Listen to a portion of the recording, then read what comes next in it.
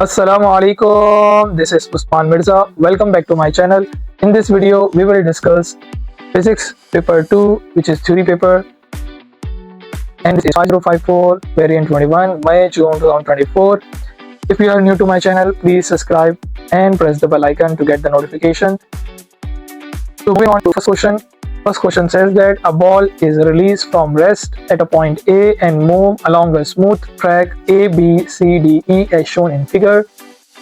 Ball is the ball is shown at a point A and it passes at point B.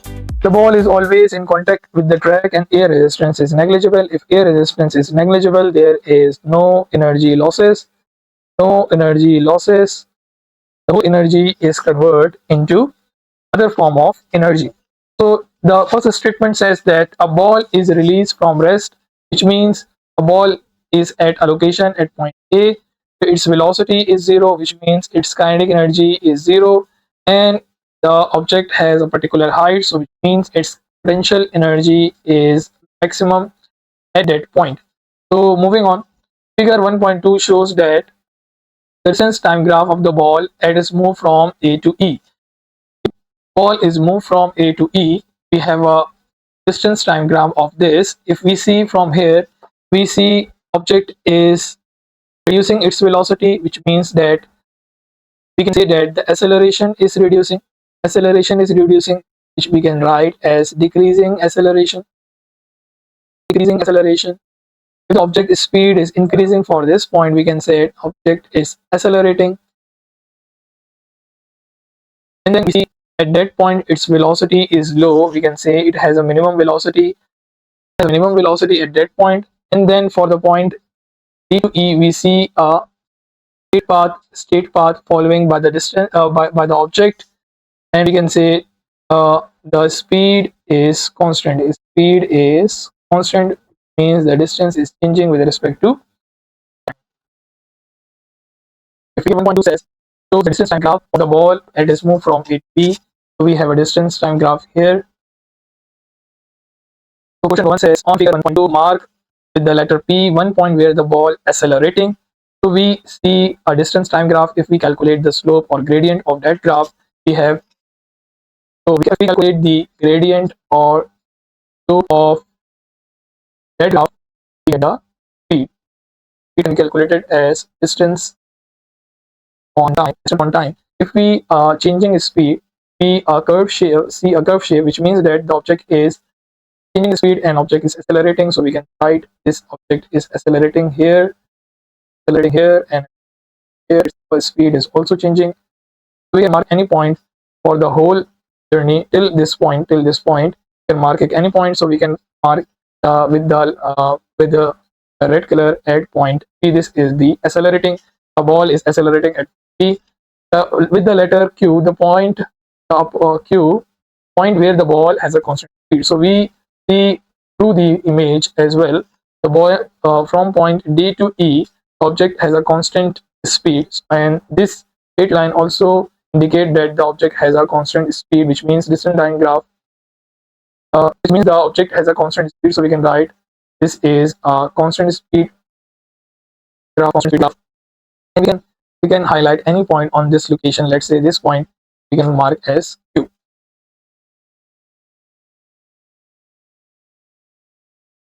So question number 2 says find the speed of the ball at point X on the figure 1.2 and show your working. We have to calculate the speed on that location. Calculate the speed, we have to calculate the gradient.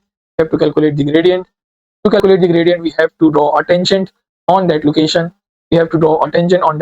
So for that, we have to use some tool to draw a straight line. So we can draw it like this.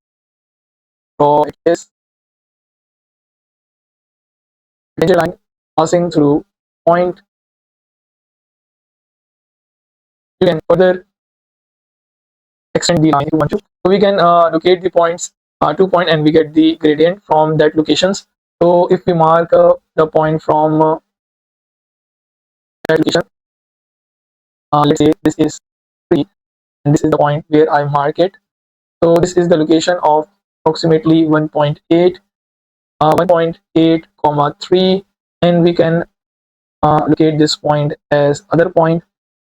and this is 0, 5, 0.5 into, and this will approximately equal to 0.8.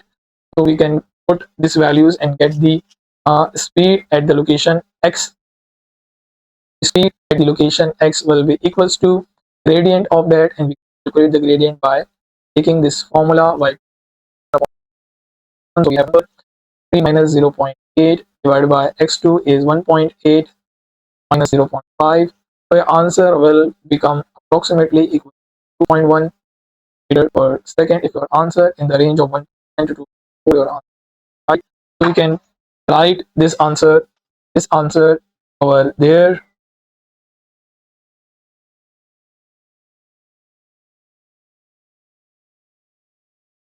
So you can write this answer here. This is 1, which is 2.1. Now the part B says the speed of the ball at point A, point B, point C, and point D are VA, VB, respectively. Arrange these four speed from lowest to highest. So we have a lowest speed where the ball is at rest. So we can write as VA is the lowest speed. So VA is the lowest speed. Then we have a lowest speed at point C. At point C we have a lower speed because the height is lower. So we have a lower speed. Then we have at point D we have a greater speed than point C, and which we have a much greater speed than all of the above at point B. So we can write this format in that location from VA.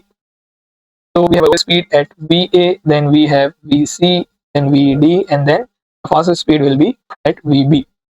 What is, so the part C says that work is done to transfer energy between energy stored as the ball move from A to B. So we have to observe a scenario from A to B, and we have to tell how the work is done and how the energy is transferred.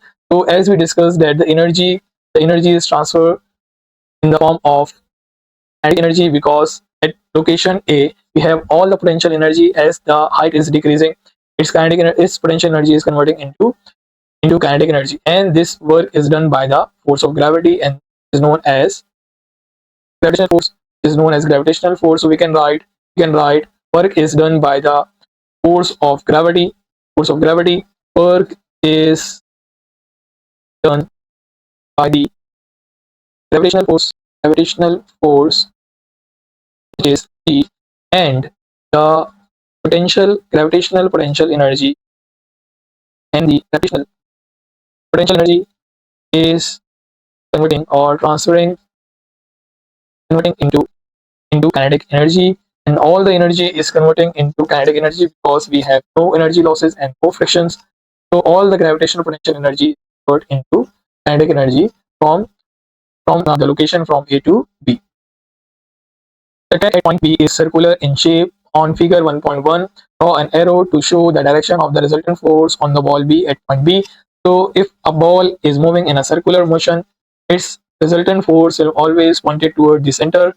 If the ball is a circular motion, we have some sort of circular motion like this, and the ball will always, in order to move in a circular motion, the ball must have a resultant force acting toward the center of the circle, which is known as centripetal force. This force must be present in order to move the object in a circular manner. The object will be in the circular motion if the object has a resultant force pointed upward. So we have to direct the force location, and we have already pointed upward, so we get the marks on the answer. Moving on to question number 2. Question number 2 says a small aircraft take off from the horizontal deck of a ship. A small aircraft take off from the horizontal deck of the ship. This is small aircraft. This is deck of the ship. Before taking off, the aircraft is held placed on a hold back bar. We have a hold back bar here. This is the location of the hold back bar. When the hold back bar is released, the aircraft is pulled along the deck by a steam power piston. So we have a piston here, and this is pulling in that direction. This pull piston apply a force on the aircraft to move forward. The steam exert a high pressure on the piston. So we have a steam engine here. And this steam come from here and apply a pressure on this piston, and then this piston transfer its energy to aircraft to move forward. So we have to explain using the idea about particle how the steam create a pressure on the piston. How a steam create a piston pressure on the piston. So we know the pressure is generated by the collision with the wall of the containers or with the wall of the tank. So we can write when the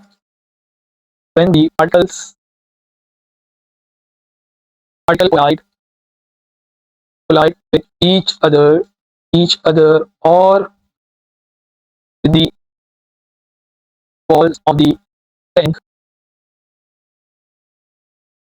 they transfer their momentums and create creates force which creates pressure on the pressure on the piston.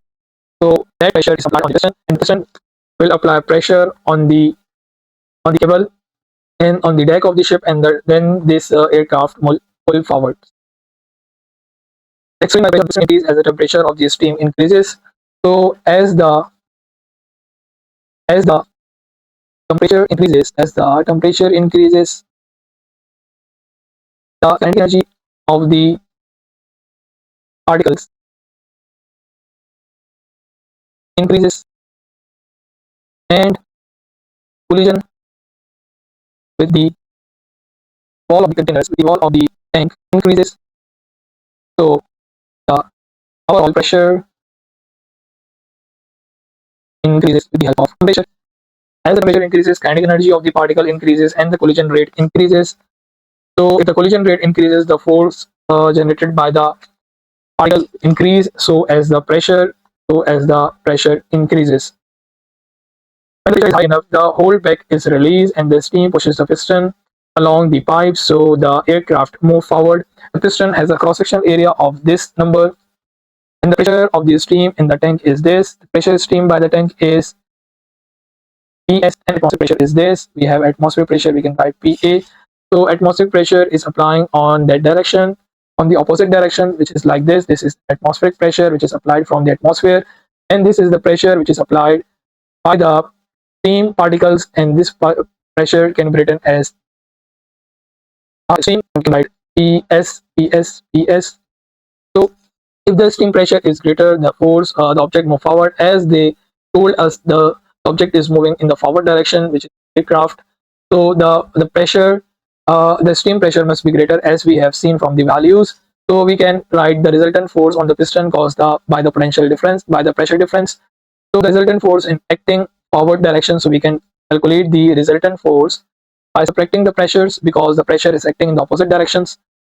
So we can get the resultant force by subtracting PS minus PA into area, or you can calculate the pressure force applied by the stream and the force applied by the atmospheric pressure. Then we can you can do subtracting, because you know the force is applying in the opposite direction. So simply, if you want to get the resultant, you can just simply subtract the values, and you can do this thing as well. So we have PS, which is 2.1 exponent 6 minus 1 exponent 5 into area, which is 0.30. When you do the math, you get the number. The number is approximately equals to 6 exponent 5 Newton. 6 exponent 5 Newton. The force calculated in B case, the aircraft to accelerate with the maximum speed V compress. The mass of the aircraft is this. Calculate the momentum of the aircraft at the maximum speed. So we have to calculate the momentum, and momentum can be calculated as mass into velocity.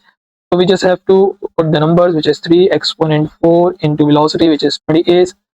When you do multiplication of 3 into 28, you get 84. You get 84 exponent 4 kilogram meter per second, or you can write Newton second as well. Calculate the time taken by the aircraft to reach the maximum height. So you have to calculate the time. You can apply simple impulse formula. You can write Newton's second law as well. So we know that force is equals to change in momentum upon change in time. So we have to calculate the change in time. So we have a formula of change in momentum upon force. So we have a change in momentum, which is 84 exponent 4, and we have a resultant force of 6 exponent 5. 6 exponent 5. When you do the math, you get the answer of 1.4 seconds. 1.4. Okay, moving on to question number 3. Question number 3 says a pan containing ice at minus 15 degrees Celsius is placed on a gas heater. So we have a gas heater here and ice is present inside the metal. The thermal conduction occur in a metal which is made from which the pan is made. So pan is made of metal. And we have a gas heater here. It is the source of heat. So they are asking about the thermal conduction process. So we know these heat energy will convert into internal energy of the pan. So how is the process they are referring? We have to refer through the particles. So we can say the energy provided, or heat energy provided by the gas heater, by the provided by the gas heater is convert into kinetic energy, because the particle of one end of the metal gain kinetic energy and move faster to the cooler region, and move faster to the cooler region and spread and then spread the thermal energy on the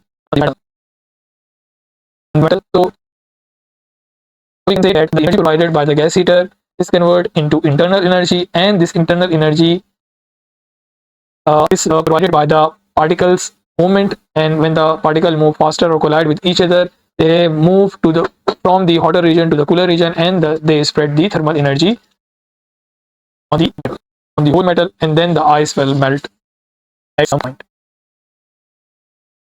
Figure 3.2 shows how the temperature of the content of the pan varies with time. So we have a minus 15 degrees Celsius at 0, at time is equals to 0, and when after giving the heat energy, its temperature is reduces to 0, then its temperature remain constant till 20 minutes, and then its again temperature rises to 15 degrees Celsius. Now we can justify this pattern as when the temperature is decreasing, which means ice is melting at 0 degrees Celsius, it completely melt. And now when the temperature is fixed, we can say it changing its state.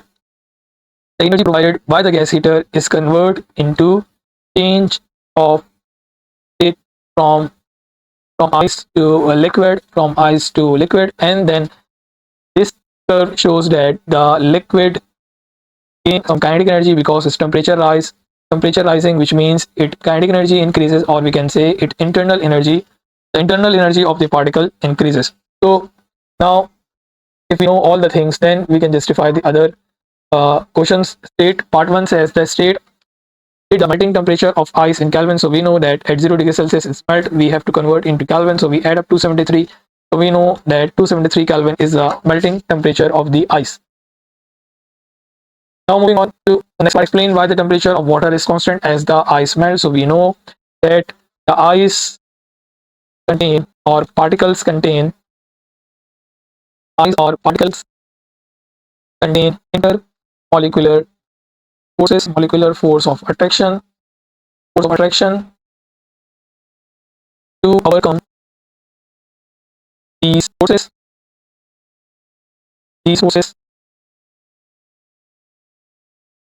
Heat energy provided by the system. Heat energy is consumed. So the temperature does not change as the heat energy provided by the system is consumed in breaking the bounds, or we can say the intermolecular force of attraction between the molecules. So the heat energy is consumed in that part. The initial mass of the ice of the pan is this, which is 1.5 kilogram, as initial temperature is minus 15 degrees Celsius. The specific heat capacity of the ice is given, which is 21,000 joules per kilogram into Celsius. Calculate the energy required to warm the ice as its melting temperature. So we know the melting temperature will be 0 degrees Celsius. We have to calculate the thermal energy, which can be calculated as mc delta T. So we know the numbers, which is 1.5, C is 2100, and delta T will be 15. When you multiply these numbers, you get the answer, which is approximately equals to 47,250 joules, or you can write 47,300. As all the energy is transferred into pan from the heater, and there is no energy losses. Using the answer in question number 3, figure 3.2, determine the power of the heater used to warm the ice. So we have to calculate the power. Power can be defined as energy per unit time. So we have already calculated the energy divided by time.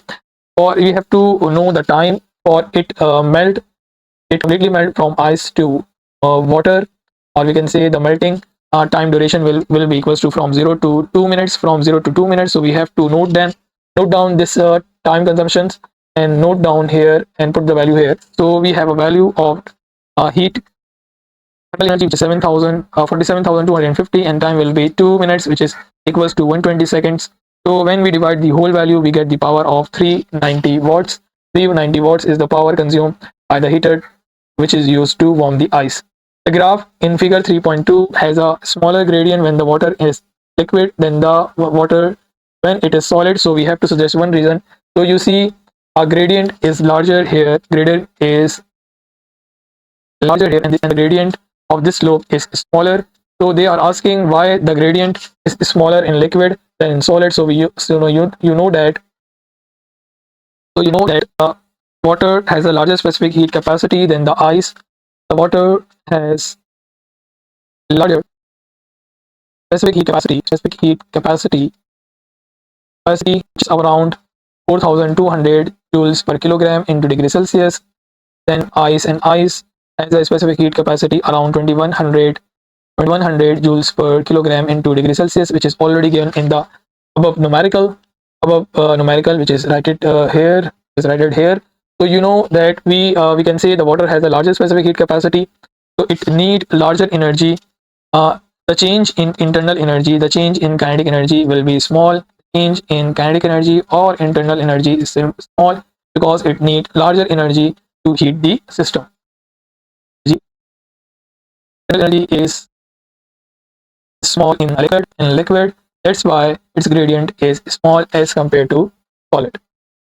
Okay, moving on to question number 4. Question number 4 says ultrasound or frequency 30 kilohertz has a wavelength of 0.011 meter in air state. What is mean by frequency? So frequency can be defined as the number of waves or oscillations per time taken per time taken per time taken. So this can be defined as frequency, number of waves or oscillations per time taken. Calculate the speed of sound in air. So we have to calculate the speed. We have two parameters, frequency and the wavelength. So we have to calculate the speed. We can use the formula as wave velocity equation. So V is equals to F lambda. We can apply this formula. Frequency is 30 exponent 3 is kilo, and we have a wavelength which is 0.011. When we do the math, we can get the value which is 330 meter per second. Now we have to calculate, or we have to state one use of ultrasound. Ultrasound have many uses. We can write it used in sonar, or in use in cleaning jewelries, diagnosis medical conditions. So we can write diagnosing medical condition, diagnosing medical condition. Moving on, the next part, it says sound waves are longitudinal waves, water waves are the transverse wave. Described by referring to the moment of the particle in the wave, the difference between longitudinal waves and the transverse wave, and also show the diagram. So first we have to write about longitudinal waves and the transverse wave, and then we can draw the diagram as well. So longitudinal waves are waves in which the particle moves along the direction of particle moves or vibrates along the direction of wave travel. And in longitude and transverse the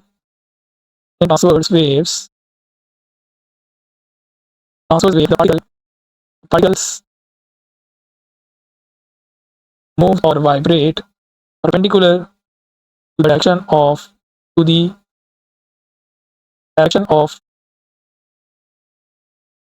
travel. Now we have to draw the diagram as well.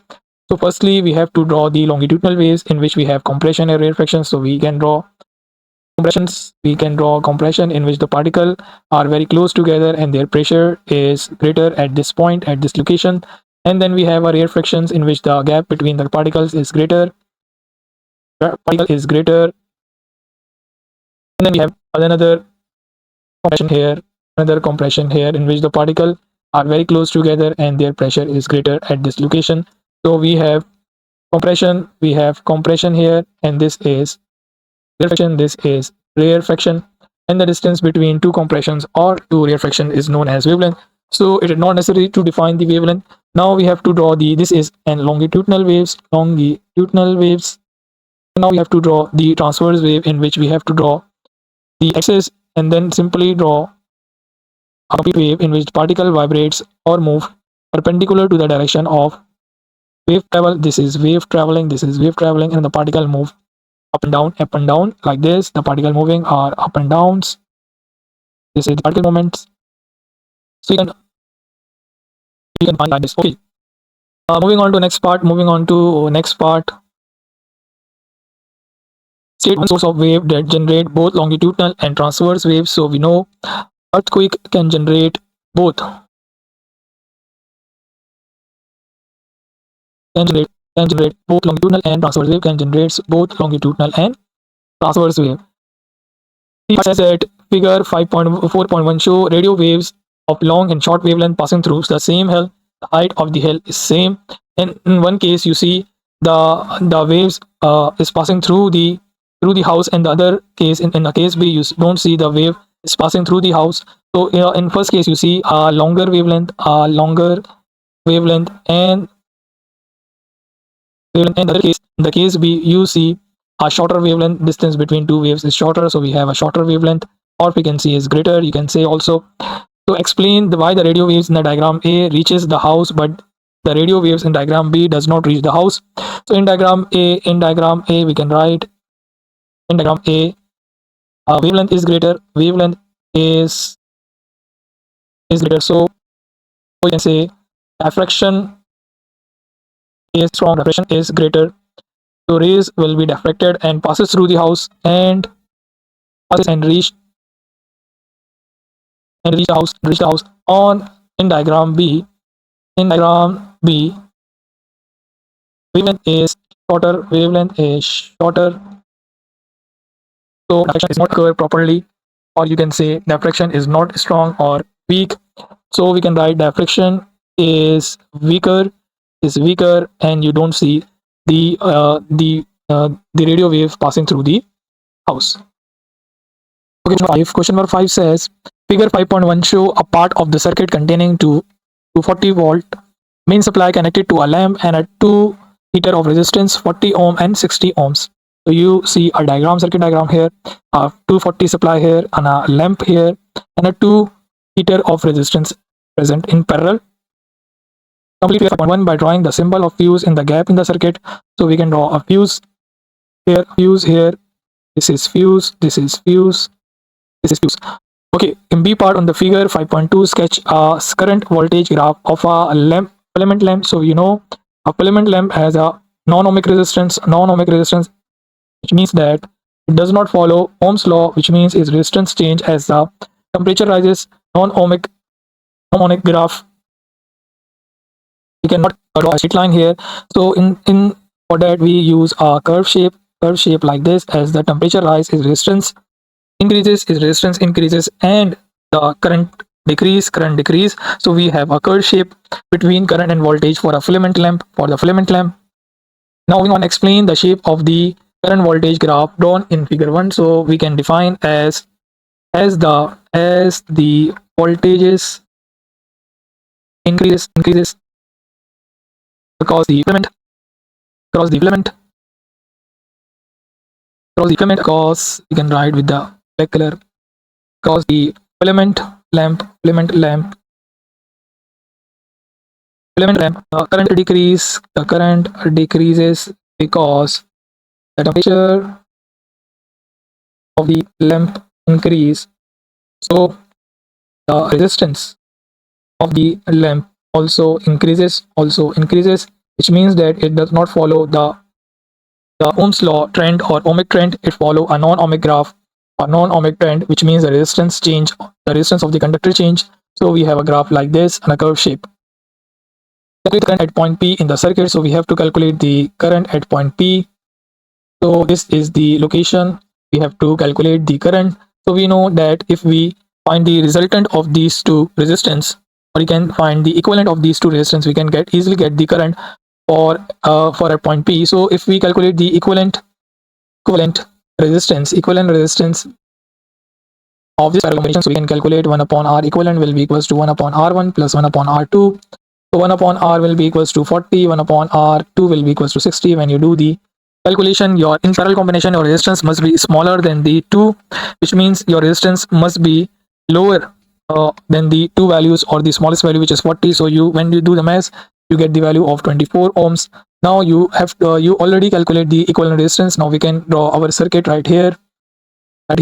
This is the circuit that is given. This is the main supply. This is the lamp over here, and we have to apply the resistance. We have to apply the resistance and equivalent resistance, and we have to attach the wire with it. So we have equivalent resistance at that location. We have to calculate the current. So now we know that in the parallel combination we have a voltage remains same across the resistance same, which is 240. So we know the value of voltage, which is 240, and we know the value of the equivalent, which is 24. Now we can calculate the current by using V upon R, 240 divided by 24. So we can get the current at the point P. At point P, the current flows will be 10 ampere. So you can write the current at point P will be 10 ampere. So you can write over there as well. The current will be 10 ampere. Moving on. Current will be 10 ampere. Now the current in the lamp is 1.5 ampere. So current flows through the lamp will be 1.5. So we have a total current which is equals to 1.5 plus 10. Now we can calculate the total number, which is 11.5 ampere. Suggest a suitable fuse rating for the fuse. So we have to apply the fuse rating above 11, or you can write 12 ampere will be suitable for the fuse rating of the fuse. Explain why a fuse rating much larger than the value of n is not suitable. If we apply the greater than the 12 ampere, if we apply the fuse which has a value, so you can write here, if we apply the fuse which has a value,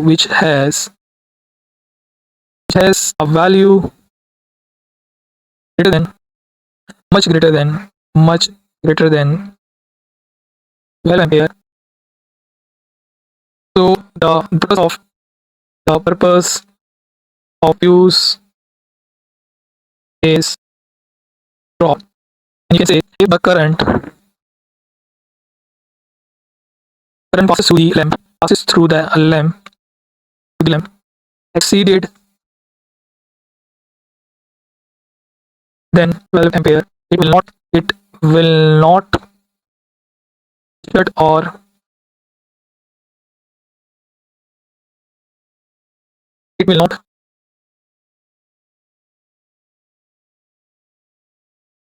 eliminate the it will not break the circuit, right? Like this, it will not break the circuit and the appliance get damaged. Break the circuit and the appliance got damaged, and we can say the purpose of the fuse is eliminated as well. Explain why it is necessary to connect a fuse with a live wire rather than the neutral wire or the earth wire. So we have to apply the fuse because the current or voltages is applied through the live wire. If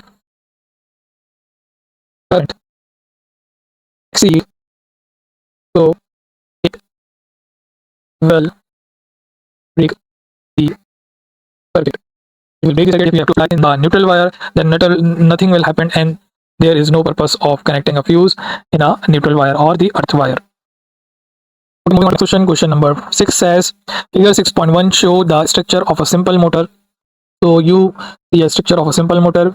We have a coil, carbon bushes, and a permanent magnet and a commutator for the DC motor. For the DC motor, we have a rotation of a coil, rotation of a coil on a permanent magnet. So we can draw the direction of a magnetic field lines, which is we can know that the direction of field lines are from north pole to south pole. We can draw like this. This is the direction of the magnetic field lines, which is uniform. That's why the shape is convex shape manner, which is we can say the magnetic field lines are strong and are uniform as well. The current in the coil causes the coil to rotate. So when the current passes through the coil, it rotate in a clockwise direction. So we have to define the current. Now this is positive terminal, this is negative terminal. Then positive current flows from here. You can change the curve here and then here. Then it moves downward and then it's moved like this. This is the direction of conventional current. This is the direction of conventional current. A student noticed that the coil turned in the direction shown in the curved arrow. State what happened to the motor if the stronger magnet is used. If we use a stronger magnet, there will be a greater magnetic force and the turning effect will be greater, or we can say the speed of the motor will increases. So by increasing the by using the stronger magnet, by using a stronger magnet, we increase the magnetic field strength. Magnetic field strength increases, hence the magnetic force increases. And the turning effect torque increases, and you can say the speed of the coil increases. So these are the values, so you can determine from here. On figure 6.1, mark the label, the direction of the current, which is already marked, and the direction of magnetic field, which is already marked from north pole to south pole, and this is the direction of current. So you have to tell upon the conventional current, which is always from the positive to negative, conventional current, and which is from the positive to negative terminal. Explain why the coil turns. So turning effect is produced by the magnetic forces, and when the current passes through the coil, there must be a magnetic force present. We can label this coil as A, B, C, and D. So we know we can find the direction of magnetic force by using filament left hand rule. We can use filament left hand rule over here. Place our first finger in the direction of magnetic field and the middle finger in the direction of current. So you see a force which is directed upward direction. So you can say here is a force which is moving, which is in the upward direction. This is a magnetic force direction, and for the similar case, in this case, the magnetic force in the downward direction. So magnetic force can be calculated as ILB sine of theta if angle between magnetic field and the current are perpendicular. So you get the magnetic force, maximum magnetic force for that scenario. In these scenarios from AD and BC, we have a zero force. Magnetic force is zero because angle between magnetic field and the current is parallel. So parallel current means angle is zero. Angle is zero means sine zero is zero. The magnetic force is zero for the side AD and BC, and for side AB and BC, you have an opposite magnetic forces. One is moving upward, another is moving downward. So you have a couple, and these opposite forces produce a torque. So you can write the side AB and CD produce a maximum force in opposite direction. The sides AB and CD produces maximum force in opposite directions. In opposite direction, we have determined the direction by using filament left hand rule, and these forces produce a turning effect in the coil, and these forces produce the turning effect in the coil, or you can write the formula as well, which is equals to NIAB sine of theta. So we know that the turning effect is produced by the magnetic force, and by opposite force, it will turn in a clockwise direction. So moving on to the next part, says two vertical wires carrying equal current in opposite directions. So we have two wires, one is one in the direction downward and other is moving upward. So we have two wires of equal current but opposite direction. When the two wires of equal current are opposite direction, they will repel each other. These passes are at the right angle through the piece of the card, so they are perpendicular to the surface. And parallel to each other. Figure 6.3 is a view of the card from the above. If we see a card, if we see from the above, from the top, from here, what kind of magnetic field we observe.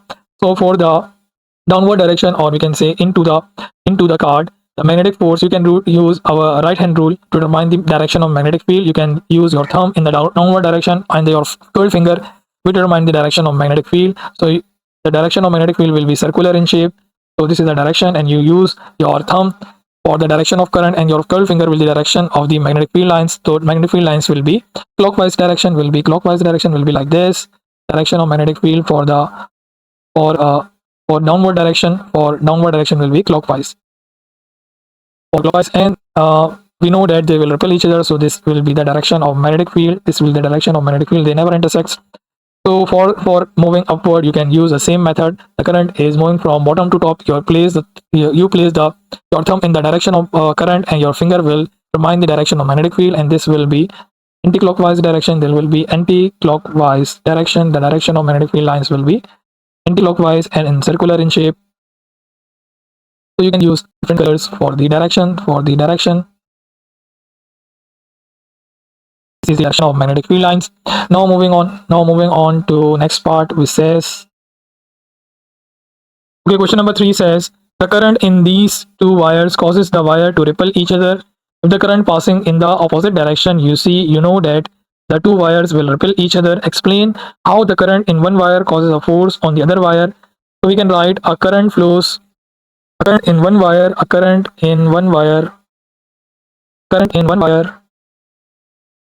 interact with the magnetic field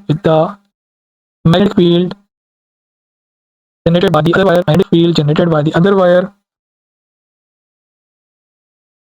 of the other wire, and hence experience a force in the first wire. And vice versa, you can see this process is repeated by the second wire as well. So you can write experience magnetic field of the other wire, and they experience a magnetic force in the first wire. Or you can apply the same method on the second wire as well. Or you can write vice versa. You can write vice versa as well. Moving on to next question. The next question says, question number 7 says, table 7.1 shows two different nuclei, and we have a chart here. State two nuclei that have the same number of protons. Matlab means atomic number. They have same atomic number, and from the data you can see uranium have the same atomic numbers. So you can write uranium 235, and uranium 238 have the same number of protons. State two nuclei have the same number of neutrons. So we have to calculate the same number of neutrons by calculating the numbers. You can know same number of neutrons, and you can calculate with the help of formula as well. As you know, this is a symbol representation. This is Z, this is A. Z means number of protons, and A means protons plus neutrons, and by subtracting you can get the value of N, which is neutrons. The neutron can be calculated by subtracting A minus Z. When you do the math, you can get the values by suggesting or by guessing. You can also identify like this. If you subtract the value 236 into minus 90, you get 146 here, and when you subtract 238 minus 92, you get 146 as well. So you can write thorium 90 236 and uranium 238 has the same number of neutrons. If they have same number of neutrons, we call it isotones. Which two nuclei have the same number of nucleons, which means they have same atomic masses. We can write as it is a sum of atomic number and number of neutrons. So we can write it is a combination or the sum of neutrons plus protons. Same number of nucleons have to identify. We can see from here we have 236 here and 236 here, and you can say they have the same number of nucleons. So you can write thorium 90 and protactiniums 91 has the same number of nucleons, which is 236. 236 has the same number of nucleons. A teacher used a Geiger-Muller counter tube and a counter to measure the background radiation in the laboratory. The counter record 20 counts per minute. So the background radiations are the are the surrounding radiations which are not coming from the source, which are coming from the random positions. So we call it background radiations. So we can define a background radiation here. A background radiation is a radiation that is naturally present in the surrounding. So you can define radiation that is naturally present in the surrounding and not generated by the radioactive source, not produced by the radioactive source.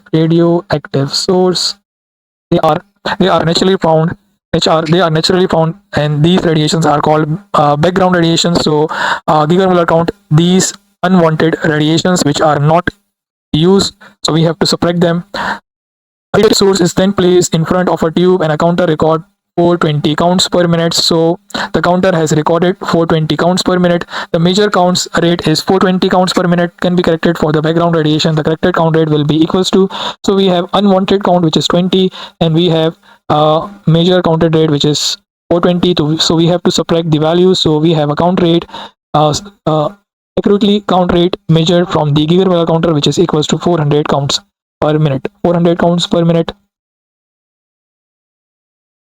So moving on to next part, the radio source has a half-life of 45 minutes. Remind the reading of the count for 90 minutes. So for first half-life, the count will become half. So we have 400 counts divided by 2.